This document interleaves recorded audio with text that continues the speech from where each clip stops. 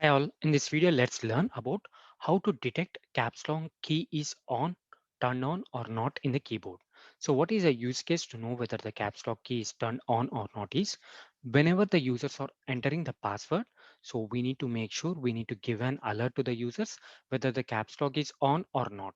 So that is a use case. So let's see this how to achieve. So here we have a username and the password.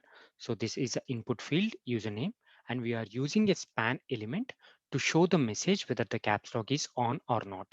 And we have kept this as a display none. So this element will not be shown now. So we are pointing to the input element and the span element with these two variables.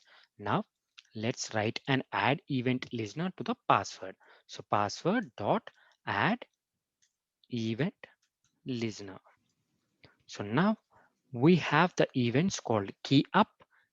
We can have use key up, key down, or you can use key press. So these are the different events you can use, but it is tested that in the multiple devices and in the browsers, and key up is a preferred one to use in these scenarios. Okay, in the keyboard events, we have key up. So we are using this event and we are writing an a callback event.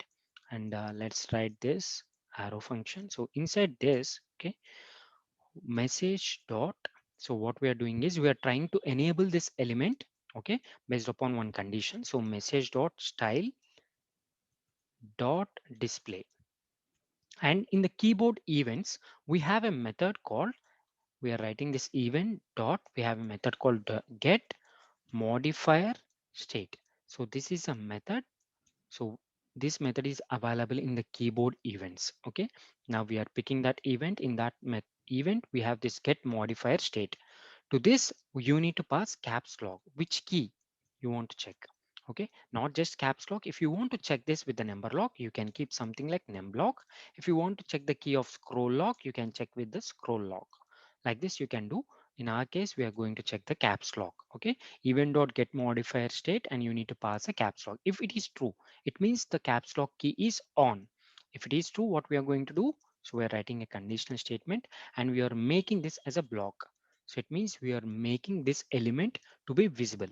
Okay, if this is not turned on, so what we do, we'll make this none. So if the caps lock key is not on, so we'll not show this span element. Fine. So I'm entering the password. So it is fine. So because caps lock is not turned on. So now I'm turning on the caps lock. And if I start typing, so it will show this caps lock is on. So this is the use case to understand the caps lock key is on or not. So hope you understand the video. Thanks for watching. Please subscribe for more videos. Thank you.